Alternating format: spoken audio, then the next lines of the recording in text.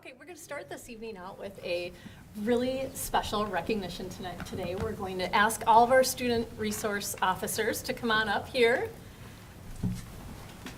Today we're taking some time to thank our really important student, our school resource officers who work every single day with our students, building relationships with both staff and our students. And we just want to thank you because it's been a year, and with all the legislation, you guys stuck with us, and we were so fortunate as a district to not miss a beat, and so for that, we're just extremely grateful and appreciative because your role is so integral in the operations of our schools. And so I just want to thank you very much. I know Dr. Funk is on screen there. Probably doesn't have an ability to add very much to the conversation, but I know he's a big fan. So if he were here, he'd be raving about you as well. So thank you so much. I wanted to give you guys a chance to talk. Can talk. Oh, can he talk? Yeah, he can. Did you want to? Yeah. Oh, I didn't know if he could or not. Okay, well then speak up. Just watching. So as the board chair just stated, there was churn swirling around the state about school resource officers, and a lot of them, stepped away from it because of the change in the statute. And I just want to say thank you on behalf of all the staff and students in our district, how you stood up and you put the needs of our students first. And we can't say that statewide, but we can certainly say that within the Stillwater area school district. So thanks very much for that. Yeah, you're welcome. Thank you. Thank you. Any comments or questions from our board on the role and what they do, or? Yeah, please. Any questions? We're happy to answer them. Yeah. This is my first year at the school. I'm here at Stillwater Middle School, so these guys definitely have a lot more experience than I do. A whole nother year. No, but out of my last 20 years, the last two have been the most rewarding, and sincerely. And you're at the high school, right? I'm at Maybe high I should even school, start by saying, wait, so you're at Stillwater Middle? Yep. Stillwater High School. Okay, and then you're Oakland. Yep. Great. And why are the last 2 years the most rewarding? Just getting to know the kids and the staff members, and it's just fun. It's a fun job. I enjoy going to work every single day. I have a good time there. I like to have fun, and they make it fun. Get to know your student council. I mean, we have fun, don't we? Yeah, we do. We do have fun. From the student's perspective, I would love to hear. I will just share this one story about Officer Day. So at the beginning of the year, when we were planning our Pet Fest, me and another girl in the student council, we were just brainstorming one day. We're like, oh, it'd be really funny if someone, when they win the relay race, they get to pie someone in the face. And we're like, we don't think Mr. Bach would do that. Who's another good person? Officer Dave. And we're like, we've never really talked to him. Like, let's just go down to his office, see if he's there. Like, we'll ask him. It's worth an ask. We go in, he doesn't know either of us at the time. And we're like, oh, would you be willing to do this? Yeah, totally. Totally. He was completely willing to do it, and it was a great experience. And I asked for 2 pies. Yep. One for himself, and then one for the face. Yes. And now you have the picture up in your office of you getting pied in the face. So will this be an annual? Oh, yeah. You see, I'm in. We have next year's student reps here, so they're taking notes. Great, awesome. Any other questions or comments? Yes. Sure. I mean, I just had the occasion to get to the high school at various times. And when you go in and there's classes are going on, those hallways are quiet. All you're going to see is you and your staff in there monitoring things, issuing parking tickets for people that are visiting the school. And yeah, that was me, sorry. That sounded personal. But yeah, it was. But anyway, it's always a friendly presence, and I think the kids respect you. I just get that vibe that the kids respect you, and that makes it's got to make it a lot easier if the kids are looking up to you and that. So. I will say that this being my first year in the school, this is something that I've always aspired to a role to be in. So it's very rewarding to get this position. And I've always said that you make the most impact with our kids, and having that positive interactions with them, and coming from working patrol and coming in, most of my interactions are negative, and people typically don't like to see the police. So having that and being able to kind of change that narrative for kids, and creating those relationships that I know now on patrol, kids are requesting for me, like, oh, where's Officer Laura? So having that and getting that feedback is really rewarding. So not only is it fun, it's a great environment to work in, but it's also very rewarding in the impact that we make on the kids at school on a daily basis, so. That's awesome. Thank you for We're having so us. grateful. I mean, we're just really grateful for all your efforts and very appreciative. Can I ask Yeah, a question? Thank you, Officer Laura, for the background a little bit. I'm curious, like the other two, what drew you to this position? Something new. Yeah? Yeah, just something different. I've worked the street the whole time, and I just wanted to change. And Officer Paradise was coming out, so I put in for it. And don't regret it at all. Awesome. I was a little leery. Okay. I have 3 kids of my own that are kind of in the same age group, but somebody came to me, a partner came and said, I just think you'd be a good fit for it. So I did a shadow of the previous or the prior SRO, and I just thought this would be a neat way to connect, very different than my other experience. So I've done some different things, water patrol, some narcotic stuff, and so this was very different and yeah, very exciting. Great, thank you. For our community members who maybe don't have any idea what you do in our schools, I know no day is the same and nothing is typical, but could you maybe just give the community an idea of what you do when you're in the buildings? Yeah, I think it kind of looks differently for all of us, especially in middle school versus high school. But for me specifically at the high school, my role is just to obviously make sure that everyone in the building stays safe. But on top of that, just interacting with the students. So it depends on like whether I'm responding to help a student in crisis, or maybe a student's just having a bad day, so they come and look for me, and we go on breaks, we do walks and stuff, to going down to the cafeteria and just monitoring all the kids down there. So just like those are just some very like general things that I do on a day-to-day basis. But I would say mostly just interacting with the students, going into classrooms when I can, just more specifically like the ones that are open that aren't more like lecture based. So just the biggest thing is interacting with the kids and building those relationships, because that's very crucial, and it's hard in middle school because kids most often they see me and they're like, oh, it's the cop, like you don't want to talk to them. Kind of breaking those barriers, especially in like the beginning of the school year, just going to like lunch tables. My favorite thing at the beginning of the school year was going to lunch tables, finding an open seat and just sitting down.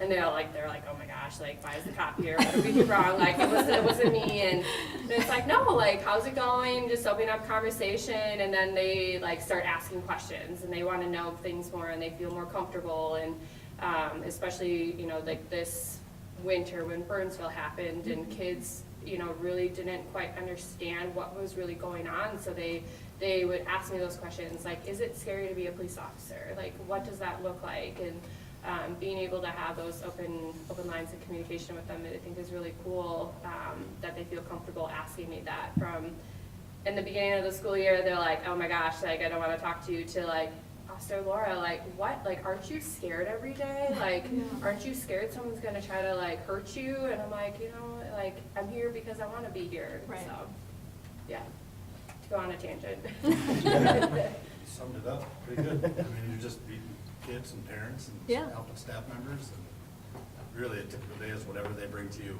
Yeah. And you're just trying to get to know people. Safety, I mean, Yeah. that's number one. I want people feeling safe within the school. And then I've made it a priority as much as possible to leave my door open. And so kids know I have Jolly Ranchers, so it's a very common thing. Sometimes they abuse it. But I would say just developing the relationship. I've had several kids come in who are in the midst of drama, Yeah. believe it or not, at middle school, that are considering wanting to fight somebody or whatever, and just having those conversations. So it's not 100%, but Yeah. it's definitely stopped some of those things. So. That's awesome. Yes, Becky? I think that probably something that people don't know about our SRO program is that it comes from 3 different jurisdictions, because our schools, Stillwater Middle is in the Stillwater Police Department's jurisdiction, and the high school is in Oak Park Heights, and Oakland is Washington County Sheriff's Department. So which makes it even more miraculous that you guys stuck with us during that little kerfuffle, earlier in the school year. So thank you for that. Do you collaborate a lot in your work, do you think? Yeah, especially with him, because Oak Park Heights and Stillwater is obviously so much overlapping, that oftentimes, we hey, will you give me a call on this? Or sometimes I'll even go out to the high school and we'll tackle something together. But yeah, definitely a lot of collaborative efforts going on. And even with Jason here, I would say, he gets some of our students, we get some of his students, and just kind of, what does that look like? And you eventually get. Yeah, and then he gets all of ours. But yeah, so I think I feel like I can speak for the 3 of us, being able to stay in school when a lot of us girls were getting pulled, and having leadership supporting us in that role. And, I've had numerous conversations with my chief, and what does that look like, and how, our priority is the safety, and the risk of us not being here outweighs us being here and something happening, or whatever that looks like. So just really lucky to have that support. Yeah, it's nice that they trusted us to know that we can do the job safe, and they put the trust in us that we can stay. That's amazing. Thank you so much. So thank you. Yeah. Great. Well, thank you for making the trip back to school in the evening, and have a great end of the year. Yeah, we appreciate it. Thanks. So thank you. Thank you. Thank Thank you.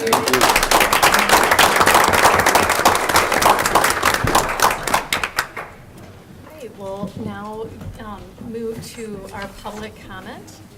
Before we begin public comment, let me just read our expectations here. The school board encourages community input. While comments and questions are welcome, law prohibits the board from discussing concerns about individual employees or students in a public meeting. The board will not deliberate, discuss, or engage in conversation with speakers. However, the board may ask administration to review the concerns presented. Speakers must present their testimony in a respectful manner. Vulgarity, character attacks, malice, or specific complaints identifying students or staff by name or implication is not permitted. We will stop the proceedings immediately if employee or student privacy issues are raised, and direct the speaker to forward comments regarding individuals to the superintendent directly. So with that, we have 5 speakers tonight. Our speakers will just come up to the table here and sit at the end. Director Hocker will have cue cards for timekeeping purposes for the 3 minutes. And our first speaker tonight is Eric Ling. Welcome. Hi, thank you. I'm glad you found water. Yes, And, and you did not. I had to follow one of those students to figure out how to get the water from anywhere too. But thank you for having me. First, I want to thank the board and the district administration. I know running a school district is hard, and you do amazing things for the students every day in Stillwater schools. I also want to mention, I think along with many other parents here, that GATE has been transformative for my son. He's 10 years old and has autism, and without GATE, he had been in Lake Elementary and kind of kicking his feet on the ground and laying in the middle of the room, and is so much different here at GATE. But I want to dig more into some of the financial questions. I know that there have been questions about GATE busing and the GATE program, and for my work, I work with balance sheets, and I make hard decisions with data, and when I've seen the data that's been communicated to the families of GATE parents, it's been a little disappointing in terms of how that data is being used to make decisions. Because the expenses that I see seem to be total expenses or gross expenses. And so when we think about, there's 4 FTEs of teachers for GATE students, that is true. But those kids would need teachers if they're at Lake Elmo or if they're at Brookview, wherever they might be. And that's not an incremental cost, that's a fixed cost. Likewise, Scott's service position is district-wide, supported by the state. That's not a GATE budget item. For busing, we know that it probably costs more to bus kids to the southern half of the district. That makes sense, right? But how much more does it cost? Is it really $250,000 in addition to what those students would cost at their home schools? those kids are gonna need busing if they're at Afton or if they're at Brookview. Is it 2,000 per student on average for the district for normal students, or is it 4,000 for kids in Gate in the southern half? We don't have that information, and I feel like that's the appropriate information to make these decisions with. I would ask, because of those kind of frustrations, and you've probably heard many times, and unfortunately probably more than you can reasonably respond to, about frustrations from Gate families, I would ask that someone from the district or the board have some more directed conversations with the Gate families. We did a survey of the Gate families, and 44 families said that they would like to be represented by a smaller group of families, and willing to be advocated for their families and their children. And that you can't meet with 100 different Gate families, but it seems reasonable to ask you to meet with 5 or 4 or 6 or some smaller number, to have a real dialogue back and forth. Because as it is, I'm talking to you, and you've sent emails to us, but we're not really having a dialogue. That's not a good way to make decisions. So please bring us to the table. As Gate parents and family members, we understand what our kids are going through. We understand how strategic direction A for the district is ensure the learning process is adaptable to meet individual needs. And we want to do our part for the district. We want to keep the district financially healthy. We want to keep other children in the district. But Gate and Gate busing really meets that strategic direction for our children, for these particular children. That's what they need. And that busing needs to be direct to home. So, thank you. Thank you very much. Thank you. Our next speaker is Anna Zenko.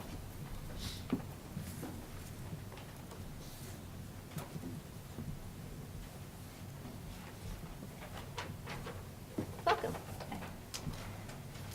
Good evening. My name is Anna Zenko. You heard from me last month. I promise this is not my new hobby, showing up at these meetings. But there was just a comment made during the general board meeting last month that I wanted to follow up on. And that was the comment that there's really no decision before the board related to this Gate busing issue. And I'm here tonight because I disagree with that. I think that this is an issue that is before the board. And it's not just because you ultimately do approve our budget, but as our elected representatives, you are the ones who establish and maintain a vision for our district. And a key piece of that is our policy manual. And in times like these, when we're making really hard fiscal decisions, I mean, that's when our written vision, our manual, is the most important. That's when your role matters the most. I understand everyone wants to get through this budget crisis, and I do too, but we can't just cast our policies aside in a haste to do that. In this case, we've got a whole bunch of people raising their hands saying, this doesn't seem right, this isn't right, and we're asking you to take this up. Last month and tonight, you've heard from speakers, or you will hear from speakers, with a lot of messages centered around 2 primary themes. First, how busing equals access, and lack of busing is a tremendous burden on families, one that might be insurmountable. Second, you heard that Gate is a critical program for the students that it serves. We talked about the unique needs of Gate learners and how this program, for many, is the difference between flourishing and flailing in a general classroom setting. At the last meeting, I highlighted District Policy 102, which promises that all students in our district are entitled to equal education opportunity. It's just hard to see how you can reconcile this decision with the plain language of that policy. This is a legitimate policy question that warrants more than a cursory discussion, which is what it's been given so far. Finally, I want you to know that parents have been reaching out to the administration to try and help resolve this, and we just haven't been getting much response. We got a generic email, and that's about it. At the very least, we want to understand the math behind this decision. Is this really the savings that we're being told? What other options have been explored? I mean, we have some ideas. We would love to help figure that out. Families here are being deeply impacted. And as our elected representatives, I respectfully ask for your help in ensuring that we are staying true to our guiding principles and also considering the full picture. Thank you very much for your time. Thank you. Thank you. Our next speaker is Erin McFarland.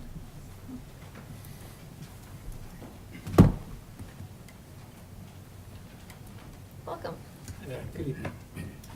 Yes, my name is Aaron McFarland, and I'm here to ask the board to, as we've been talking about here, please reconsider using your powers here to provide the reasonable and fair level of transportation that the children that have been invited into the GATE program and their families deserve.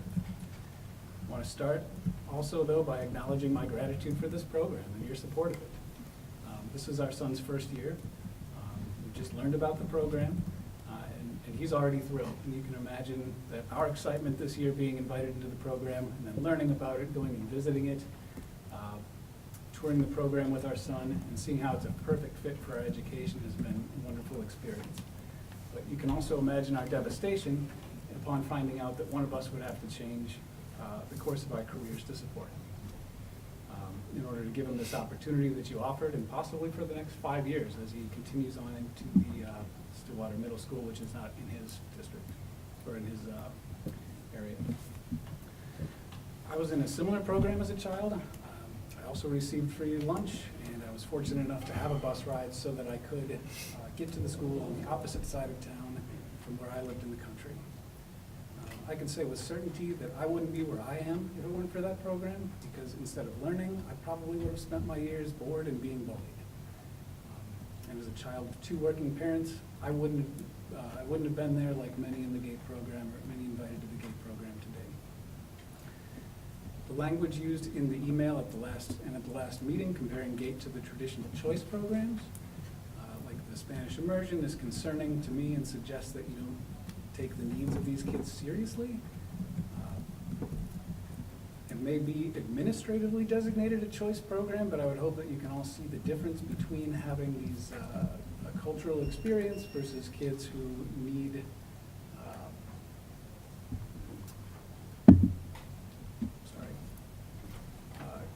kids who are not being served in their current classrooms. If your priorities include equity and inclusion and emotional and mental health, ensuring that the kids who need this program most have access to it should be on the top of your list. You've heard the stories this and last meeting, and I'm sure many more, about how this program has transformed kids for those very reasons. I understand too, as was said before as well, that budgets are tight, your jobs are hard, but your jobs are to use those tax dollars to provide the basic needs for our children. One of these basic needs is to get the children to the appropriate place to learn. This is critical and affects the entire community. An appropriate education should not be dependent on whether a family can give up the very reasonable need for transportation. Minnesota statutes require districts to provide transportation for students. GATE transportation has been selected as a target for savings. I and the many families impacted are asking the board to step up and say no to the current plan and find solutions. Thanks. Thank you very much. Our next speaker is Anna Markowitz.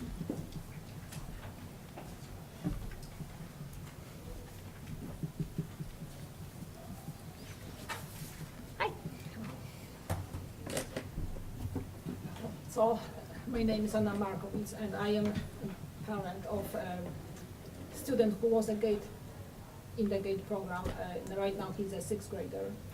And I am a mom of 2 twins who were part of the GATE program years ago. And so we, as a family, we are probably a living example how the kids are benefiting from the program years after they finish it. Probably I would be saying similar things to those other families, that some of the kids who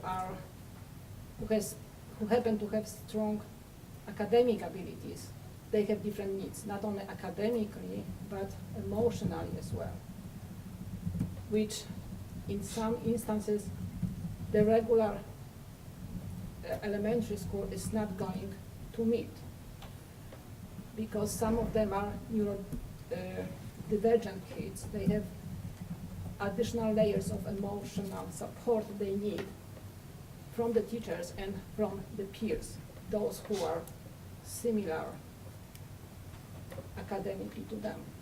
So when you have an elementary school with 100 kids, that is typical, I think, for our school district, you happen to have 5-6 kids who can qualify as having a stronger needs for the academic curriculum. those 5, 6 kids are spread between, most of the time, 3 classes. So you got 1 or 2 kids who can have similar needs to you within that classroom.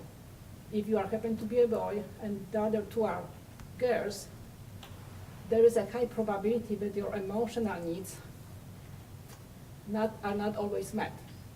So I understand that we are talking probably about 2 different things, because a lot of the idea that maybe the transportation is going to be cut from part of some families, from the southern part of the district, is creating an anxiety that the program would experience some cuts, not only for the transportation, but for the curriculum as well.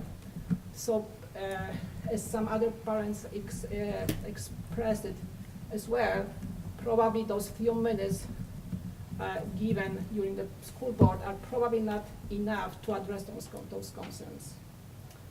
And maybe there could be a benefit of having a stronger and longer discussion to address those things which are of concern. Not only because of the transportation, but potentially maybe some other changes to the program, to the curriculum as well. That is one thing. The transportation, going back to that main topic, which is transportation. My understanding is that the Oakland Middle School has more students than Stillwater Middle School. That means the Oakland families represent the bigger chunk of the total. And with that growth projection, which is going to happen in the next 10 years or so, that discrepancy is going to be even bigger. Cutting the transportation service is going to affect a bigger chunk of the all families because of it. Thank you very much. Appreciate your time. Our last speaker this evening is Cami Kirkson.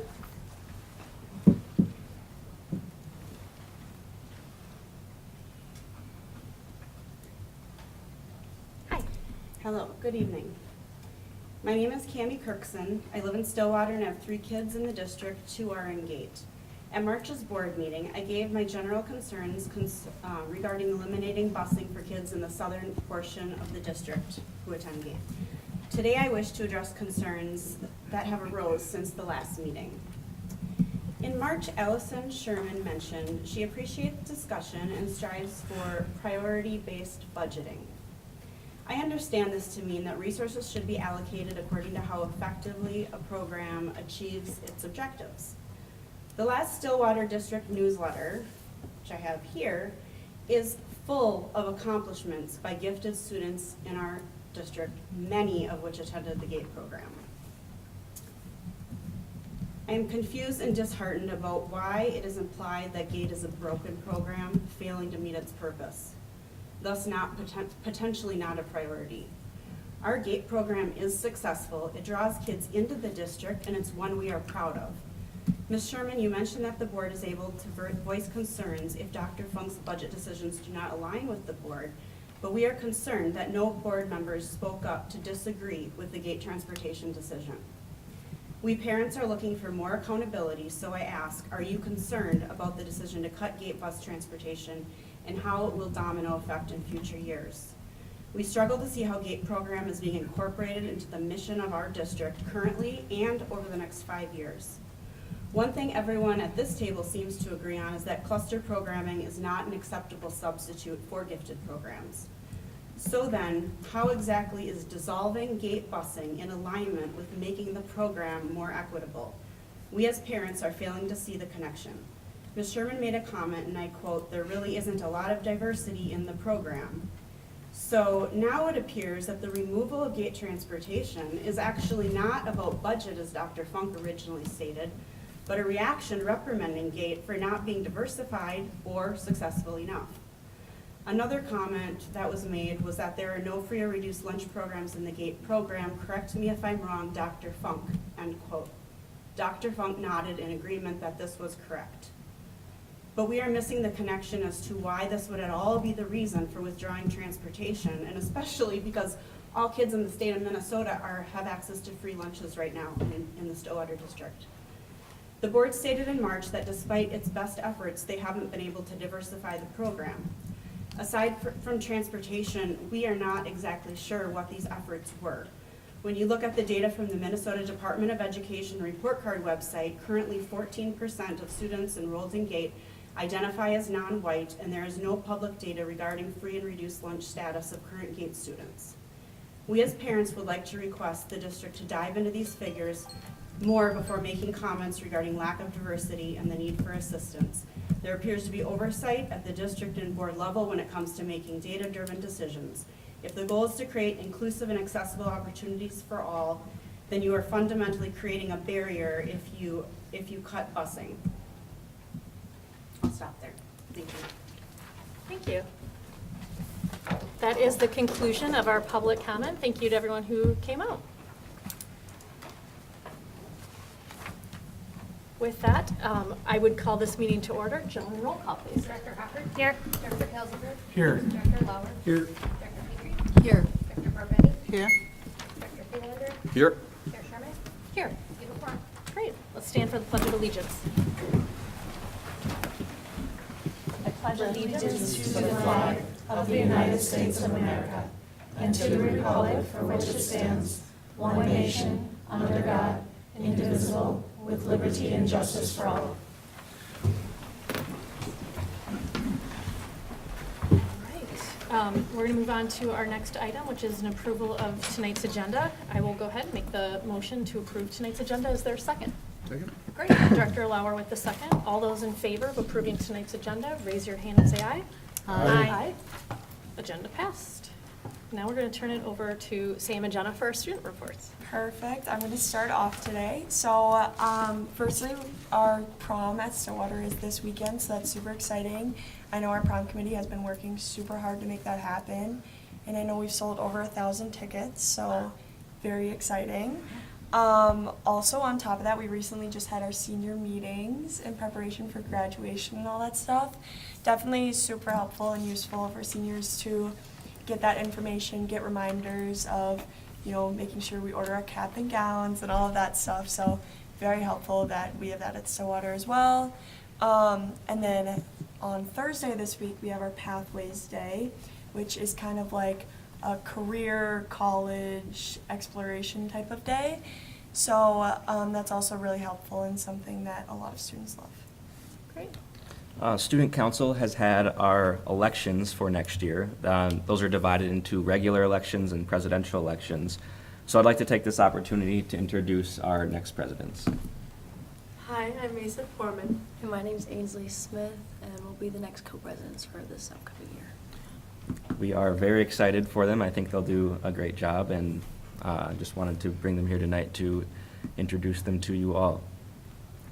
On April 12th, we had Student Council took a visit to the Capitol for a field trip with Representative Hill, and AP Government and AP Economics classes will be on a similar field trip with Representative Hill this Friday, which is a great opportunity. I was there on April 12th, and it was super awesome to see the Capitol and kind of see how government functions from an aspiring student.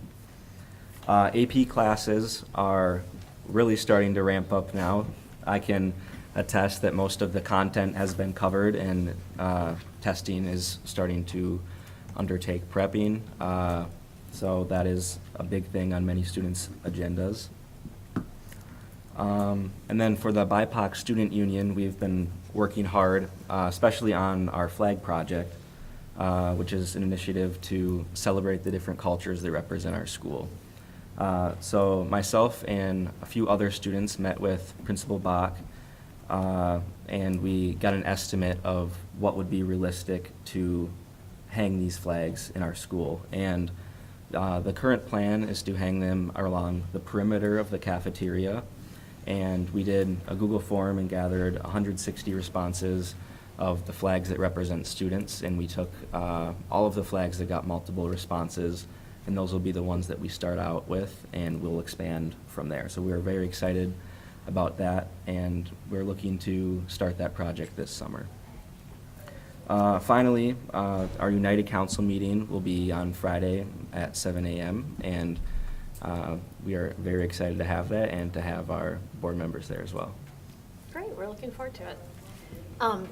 Do you mind if we take a minute just to have each of the new representatives for next year maybe introduce yourselves, tell us a little bit about why you ran for school board president, maybe some issues that are near and dear that you would like to participate in? Yeah, so Mace and I have been planning to run on student council since we were on it. We both love student council and we care a lot for the student body and advocating for their voice. Some things that we want to bring to the table for this upcoming year is mental health awareness and accommodating the needs for students throughout their mental health issues that they're struggling with. We also want to work with equity and promoting equality amongst the school and making sure that everyone feels included and welcome in the environment. That's why we've been working with BIPOC to do flags and music in the school as well. And then we were also working to make all students feel as if they're having a healthy, happy high school experience. This is a great time for a lot of our students, and we really want them to appreciate this time and look back on it dearly. Great. Yeah, Izzy pretty much did it all. She stole the show there, right? Well, there'll be many more opportunities for you to weigh in on the issues, and so we're looking forward to having them turn over the reins to you and have you back here next year. So we're not saying goodbye to Jenna and Sam yet, though. So. No, you can't get rid of me that easy. Great. Well, welcome. Thanks. Okay, and then Superintendent Funk? So just want to tell the public that on May 14th, the board meetings will move back permanently to the Oak Park Learning Center. So we won't have to guess and do the musical chairs of where the board meetings are going to be, so that's good news. I had a chance to look at it yesterday, and they've done an amazing job on the first level of the facility. And I think we're planning an open house for the new ALC, probably at the regular board meeting in May. Second, I just want to let folks know that I'm at the National Bar Conference, and I think for a number of years, Stillwater has had a fairly large contingent that has come out to the bar conference, and you saw a pretty detailed report from our high school principal and our director of schools last month on bar and its impact on the district. And what I'm here for is really to review its goals and objectives, and I want to gauge district participation and see what we are doing out here at the conference. And finally, I just want to thank the families for their comments that they provided during the open forum session, and I took a lot of notes. Thank you. Thank you.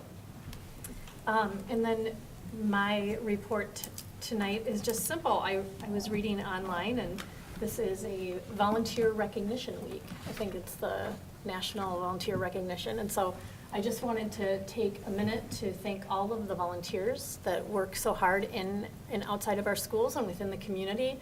I mean, just the PTAs alone do some amazing work that we as board members get to see up close and personal. And they're in high gear right now, activities with carnival time coming up. So, but we're really appreciative. We know we have a lot of retired folks that come into our elementary schools and read with our kiddos, and that is amazing. And I mean, the list could go on with people who are just doing amazing things for our students. And so we wouldn't be as successful as we are as a district without those efforts. So I know I would be remiss if I didn't say, if you have time and interest and want to volunteer, there are opportunities available on the website, including things like serving food or reading to kids, and I'm sure you could be a carnival volunteer that anyone would snatch you up right now. So, so feel free to reach out to our building principals. And that's all I have for tonight. So we'll move on to our consent agenda, and that should be on the screen. There's items A through G. And is there a motion tonight to approve the consent agenda? Move to approve. Director Hocker makes the motion, and is there a second? Right, Director Petrie. All those in favor of approving tonight's consent agenda, raise your hand and say aye. Aye. Consent agenda approved. We're going to move on to our strategic direction C, utilize systems and align resources in an efficient manner to support learning. And we have an action item, and I think we're going to have Chris come up here to talk about our custodian master contract.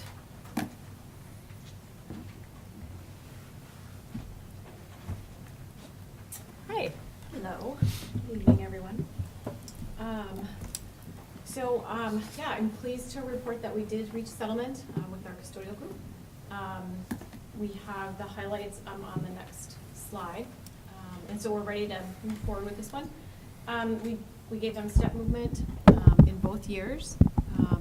And then one of the things that they had asked for is to consolidate the steps in some of the regular custodial grades from 9 down to 6, so they would get to the top of the salary schedule a little quicker.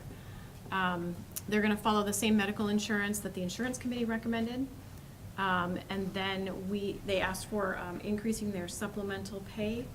So that's for the chief's license, the special boiler's license, and those various certifications.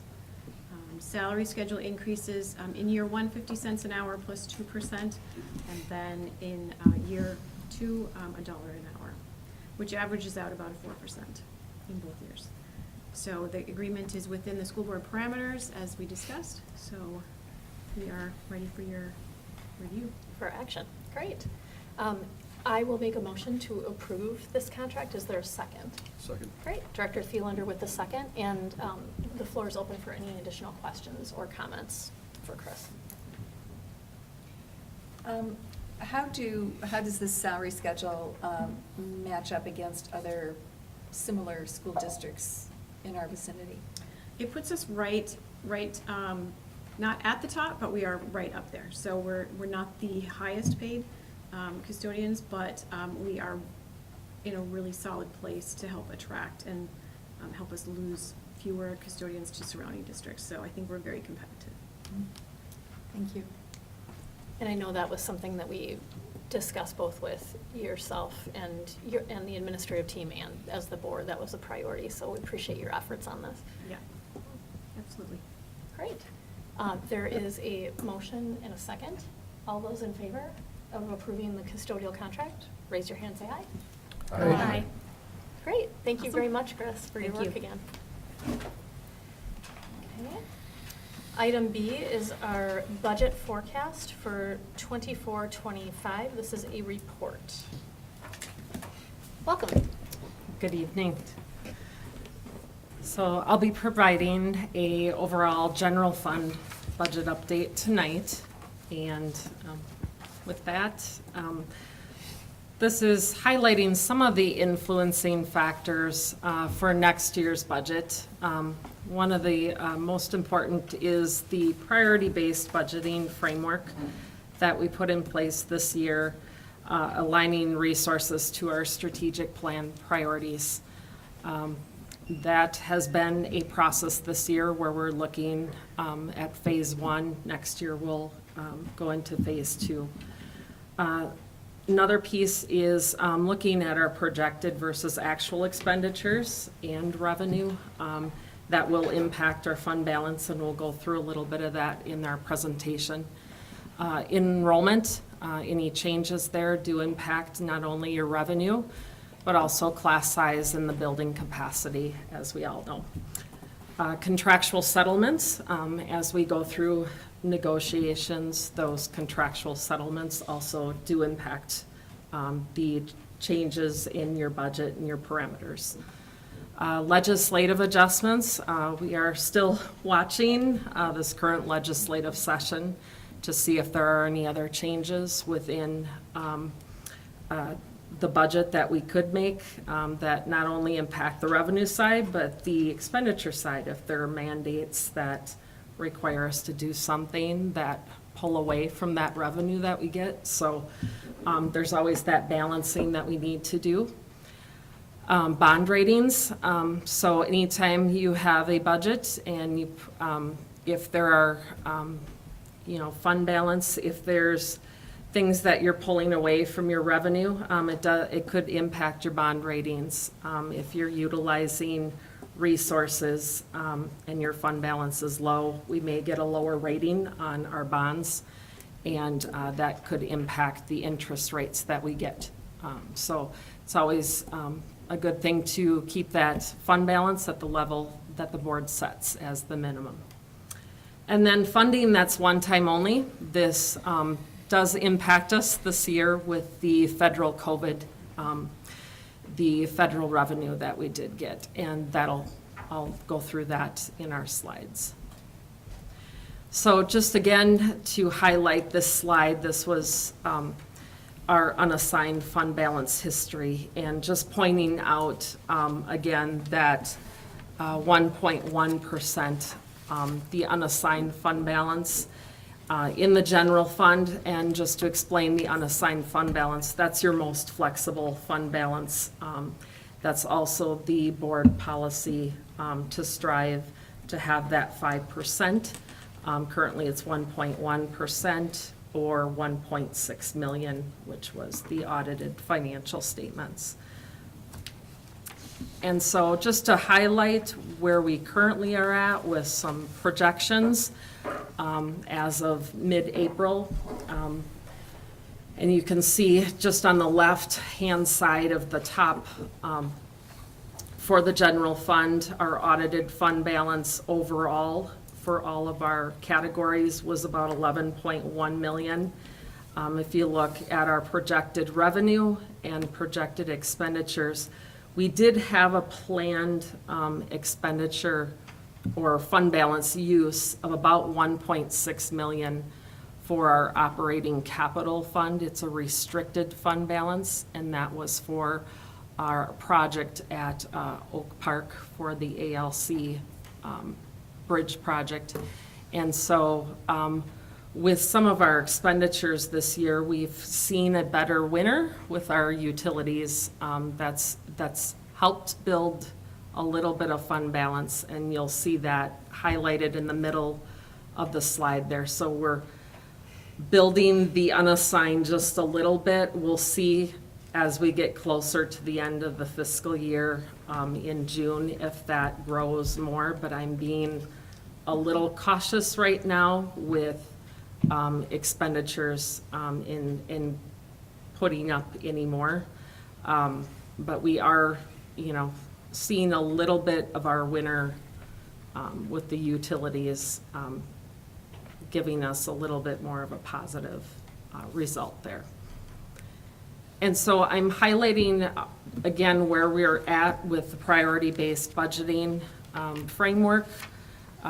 We're providing allocations to school sites and programs next week. And again, staffing has been allocated out to the sites. This would be more the non-salary allocations that go out to sites. Programs will be working on their overall budgets over the next month and incorporating those priority-based budget decisions, working on their program sides of their budgets. And then we'll be providing a overall budget document for you to review and make any further recommendations as a board and that decision. And so that's where we're at with the framework for priority-based budgeting. And then as we continue the work, that's where phase 2 comes in to continue that implementation, the evaluation, and continue to review additional programs and recommendations as we continue that work beyond June. So again, to highlight the strategic focus for 2024-25, the 3 areas there are literacy, school culture, equity and inclusion, and then social emotional learning and mental health. And those were the 3 areas for priority-based budgeting for fiscal year 25. So to highlight the overall preliminary general fund budget, you can see just the changes, and I'll highlight in blue what we are looking at for fiscal 25. Currently, as the revenue projections are, we are looking at 149 0.2 million, and the expenditures are projected the same. If you compare that to where we are currently in our fiscal year '24 budget, you'll see that change in revenue and expenditures. We had planned again to use fund balance this current year for that capital project we had. So we are not planning to utilize any restricted fund balance next year for capital projects. So that's why you're seeing zeros down those last three columns. So we are planning to live within the revenue that we receive. And that's according to the plan currently. So to highlight the revenue side, just wanted to show you some of the changes here and just kind of talk through a little bit of why the differences. So again, if you focus on the blue column there, property taxes and levy, that's what was again certified by the board back in December. That difference there is about 4.8 million, and I'll just highlight some of the areas that did increase. One being the referendum, and that wasn't the bond, this is the ongoing, the referendum renewal. That was an increase. Again, there's an inflationary piece to the increase, but also your net tax capacity. There's also the tech levy that had an increase due to the net tax capacity. And then long-term facility maintenance revenue or funding. Those were the three main categories that impacted those, the property tax levy changes. Then on your state aids, the overall main increase there is the per pupil funding unit. Changed from $7,138 per pupil to $7,281. So we had that legislative increase for fiscal year '25. Another area that did have a slight increase was our English language learner allocation. Saw a slight increase there along with our compensatory dollars. So those are the two areas also that we saw increases. For future years, we'll see some other increases in revenue, but however, for next year, it was very slight in some of those categories that we saw larger increases in our current year budget, but they tended to be a little bit less in next year's budget. And then you'll see I did split out the federal, the grants, and the what we call the entitlements, but I think for most people the title programs is easier to understand, like the Title I, II. We are not, and I want to highlight this, we're not seeing increases currently. What we are doing is utilizing some carryover dollars from what we had in our current year allocation and assuming the full use of next year's dollars. And then what you'll see is the federal ESSER or ARP, the American Rescue Plan, that is fully going away. So there's a reduction there of around $700,000. And then the other, again, that's down $400,000 because we do not build in the gifts or the grants that are ongoing right away in our budget until we receive those gifts and grants. So that, again, we will come to the board with a revision and bring those changes forward. So that is the $149.2 million and those changes. And then I'll go into the expenditure side. So again, that blue column there shows the expenditures. The way that I've laid this out is to go by the expenditure categories. First and foremost, highlighting the salaries. And so if you see, we'll just kind of walk across our current year salary budget, 69.4 million. And then with inflation and other adjustments, that does include estimated contracts, salaries for all of the contracts the district has, negotiated agreements. You'll see that change about 4.4 million.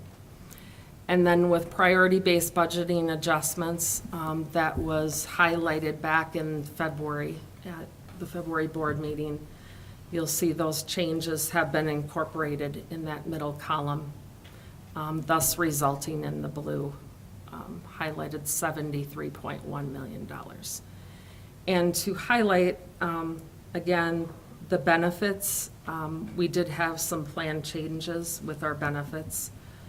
So you'll see the inflation and then some of that offset there that's projected. Purchase services, just highlighting some of the increase there in purchase services is not only inflation, but we do have some tuition or what is called the PSEO. There is some increased participation there too. So just highlighting some of those changes and then just some minor supplies, materials, and other changes there. So what you'll see again in that blue column is the balanced budget to the revenue. And then again, highlighting the prioritizing the investments. This was also highlighted at our February board meeting. You can see the reductions or realignment there of 1.6 million, which ties to the previous slide of those changes. And then just highlighting the timeline right now and where we're at. April's board meeting, just providing an update this evening. Next week, we will be rolling out the school allocations, and then programs will also receive their overall allocations. And then we will come with additional updates on the budget, including the budget document and also additional meeting for the board approval. Great. So with that, that concludes the update this evening. Again, there'll be more information coming with additional detail. Great. Thank you for this update. Does the board have any questions?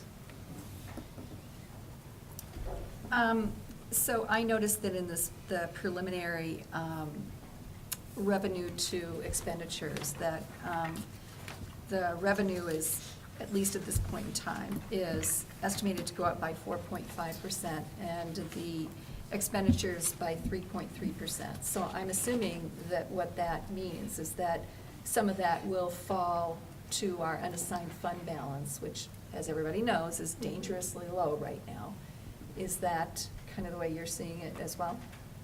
We're hoping that some of that will, to balance our budget. So we're being a little cautious right now to help build that next year. Well, I mean, one of the things that we don't really know that much about right now is the whole literacy piece. I mean, you know, the READ Act was passed last year, and, you know, I think everybody at this table probably is behind the goals of that program, because we do need to address literacy issues in this district, but we also don't know how much that's going to cost, and we don't know how much the legislature might be willing to defray those costs. So it's a bit of a moving target, correct? Are you hoping that we're going to have a little bit more clarity around that before we get Yes. another presentation? Yes, and I as of. don't think you're gonna get any more clarity. No? Yeah. I don't think you're gonna get more clarity on that. I think you're gonna get a drop in the bucket if you get anything from the state. I just don't, I do not see the state coming forth with a lot of dollars to support the READ Act. And I think that's our reality, and we're gonna have to start planning for that moving forward. As of last week, I know. as of last week's meeting, I didn't have any additional information with the state. I think my only comment would be, because of the activity in the legislature, and there was a lot of mandates, a lot of funding, but a lot of mandates. And I know that you probably many months ago now were like, you were tracking it, you didn't really know the impact of what some of those mandates were gonna be to the budget. Is that something that we're near you maybe having a better understanding, or, okay, and could come back to the board with some of that impact eventually? I could Okay. come back with some. I mean, we're still finding Yes. out more. Yeah, that and I know this there's- summer with like the, Yes. yeah, yes, it just and depends. some of those are falling off. They're running out of money already. I mean, it's, even the unemployment Right. one. And the guidance is almost passed on late. Mhm. So it's working through all that and being out there and getting those answers. So Yeah. I've been in a lot of meetings, just getting as much information as we can. Right. And it's slow coming, and it takes time to see what the impact is, but I think everyone at the board table is curious what that actual impact Sure. is, and. I can provide an update. Great. That's a quick question. With respect to the legislative changes, there's a couple more coming in 2026. PFML, the medical leave and all that. How will that directly impact what we have right now and of course the cost as well? Yeah, until we get full guidance from the state and MDE on how to record that, that's the question. And there's a couple others too that are currently sitting. It's kind of lagging right now on what we get from the finance side. And so we have to be, the one thing I always tell the team is make sure that we're always recording any of these new things that come out of the legislature separately, so that we're tracking it from the time that it goes into law, because then it's easier to report what you have to get the revenue. And so those are some of the things that we did immediately in our office. Is from a timing perspective, it's easier to then come get your reimbursements. Thank you for that. Well, one of the concerns is the parent safe and sick time. We're looking at expanding that Big to one. include benefits that have been already negotiated as part of contract. So that would be a significant expansion. Don't have a dollar amount on that, but that's very concerning for the district. Dr. Funk, I know you're active legislatively. I mean, so when you talk to legislators, and I know we all too, do you get any sense that they understand the strain that this is putting on school budgets? I mean, are you getting? I don't know if the conversations are understanding it, but you can certainly see it in the press. And, Yeah. you know, all of the districts around us that are going to be, St. Paul is $100 million over, Anoka Hennepin's looking at cutting $25 million. Minneapolis is, maybe $200 million. And so I don't know if they're drawing the connection between, okay, what happened at the legislature to these deficits, but there is, at least at a minimum, some correlation there. Okay. I think it's the dollars, but I think it's also time to implement every one of these. I think it takes multiple hours to not only figure out how to implement what they're asking, and there's little to no cohesiveness on how that's done too. Any additional questions? I have a question. Sorry. Yes. Over here. Okay, so listening to this conversation, and I appreciate the presentation. Just in general, you guys have done a really nice job of kind of explaining the new way that we are budgeting, and we really appreciate, as a board, how difficult we are, the difficult position we're in financially, and that we are looking at reallocating and figuring out our priorities financially, and that is a really important piece for me. and our whole board as fiscal stewards for our taxpayers. So I really appreciate all the work that's going into it. In listening to this conversation and all of the legislative mandates that have come through, and looking at our fund balance, I guess my initial thought is, are we at the bottom, or are we looking to drop even lower? And if we would drop below, what happens? Like, I don't want to catastrophize, but it's making me nervous that we are heading in this direction. We are not going to go into a negative fund balance. Okay, we will not go into a negative fund balance. However, I will not be able to give you what the number looks like in June, but from what I'm seeing so far, that's not in our near future.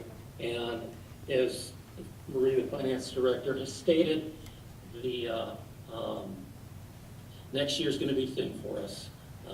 We have these significant, settlements as a result of the new money that came out of the legislature. And we're not getting as much next year. So next year will be thinner for us. But we do have some things going in our favor as a district. We've got stability with the administrative team. We also have increasing enrollment, and we are projecting, we're actually probably ahead of projections right now for our student enrollment. So that's a positive for the district as well. So, Maria, I don't hope I didn't steal your thunder, but that's mine. No, you took it, yeah. Yeah, it's going to be a tough year next year. But I think, the one big thing I think is if you forecast way in advance of any negative, and if we have to turn, we make some tough decisions to cut before. And so it's not the popular thing to do, but I think forecasting that long before is what you want to do. And we're going to be tight for at least another year, coming out of this, so. Well, I really appreciate all the work that you're doing, and the more I learn about school finance, I feel like the less I know. And I really respect your position and trust your judgment in keeping us afloat, and Dr. Funk as well, so that we really don't slip any lower, because it will have big financial impacts for our district. So we need to stay afloat and improve going forward, and I know we'll get there. So, all right, quick question for me here. Again, thank you for the work that you do. Definitely, it's a lot of clarity in terms of how you've been presenting the budget to all of us. Dr. Funk mentioned ESST. I know it was effective January 1st. Have we started the implementation already? Yes. Do you know, in terms of usage, what is the number of staff members, volunteers, temps, that have actually used it? Do you have the data with respect to usage? Because that also applies to cost. That's added cost that wasn't there before. Do you have that information? I'm going to bring my Sidekick. mice. I don't have numbers on the casual hourly staff that would be using that yet. It didn't stir up a lot of interest as it came on board. So we're not seeing like an increase in sick leave usage or ESST usage yet. I think people are still learning what it's all about. So there hasn't been a lot of influx. And we're still figuring out systems behind it. So I can bring more information to our next. Okay, thank you. And that would be part of everything that's being captured. Yeah. And So there's a projection for the 2026 PFML medical. There's a projection for that as well, right? Yeah. Okay. That's depending on what choices we make, that might be an expensive one as well. Correct. Okay. Thank you. All right. Any other questions or comments? Well, thank you for this report, and we'll be seeing you lots in the next several weeks here. So Thank you. Thank you, Marie. All right, we're moving on to our next report, which is policy. We're having a first reading on several policies. Paul is not here, so I'm going to pick up where he's left off. I will invite my fellow policy members to feel free to weigh in here, and appreciate Paul's notes that he gave me. So first reading, so I guess just as background, we always kind of say this, we're really on a mission this year to clean up and really make some headway cleaning up some very outdated, old policies. We're talking policies that have not been reviewed in 20-plus years. We are also in process of adding ones that we're required to have and kind of trying to align our policies to the best that we can with MSBA, because they're vetted policies and they typically, with minor modifications, meet our needs as a district. So I think this will be a phased approach, but this is our mission for the year. So with that, we have a handful of policies here. I'll just go one at a time. Policy 407, employee right to know, exposure to hazardous substances. This is a new policy based on the recommended MSBA model policy. It includes legal requirements for the district. Pretty straightforward. The next one is policy 408, subpoena of a school district employee. This is a new policy based on recommended MSBA model policy, and it provides for uniform procedures for responding to a subpoena. Again, very legal based. And so policy 409 is employee publications, instructional materials, inventions, and creations. This is a new policy based on the recommended MSBA model policy, and it will replace district policy 409.1, which the district is also going to, in our next item, be recommending to revoke tonight. Policy 422, policies incorporated by reference. This is a new policy based on the recommended MSBA model policy, and this policy reinforces that some policies in one series, in the student series, also apply to employees and vice versa. Lastly, policy 501, school weapons policy. This is an update to the district policy last reviewed back in 2004 and based on the MSBA model policy revised in 2021. Just one particular note here is the updated policy adds a definition of dangerous weapon and an update to reporting requirements. So this is a mandatory policy, and adoption will assure our compliance with all state requirements. So that is our first read. You all have those policies, and so if you have any feedback, concerns, questions, those can be directed straight to Paul Lee. You can, if you want, you can copy Joan and the board members on that committee, so myself, Katie, and Bev. So, any questions on that report? Great. Okay. So that first reading is complete. We're going to move on to our policy action item. So the following policies that I'm sure Joan will put on the screen here, policies 403.1, which is policy soliciting and selling, policy 403.2, non-school employment, policy 403.3, evaluation of personnel, policy 403.4, identifications badges, policy 404.1, health examination, and policy 409.1, copyrights and patents school weapons policy. Those are ones that we are recommending for action tonight to revoke. So if there are any questions or comments on those, I don't know, maybe let's get a motion first to revoke. I move to revoke. Great. Those policies. Director Petrie, is there a second? A second. Great. Dr. Probeni with a second. Questions or comments from the board on the revocation? Great. All those in favor of revoking the policies, the aforementioned policies, raise your hand and say aye. Aye. Aye. Aye. Opposed? Motion passes. Thank you very much. All right. That's it. We're adjourned. Thank you.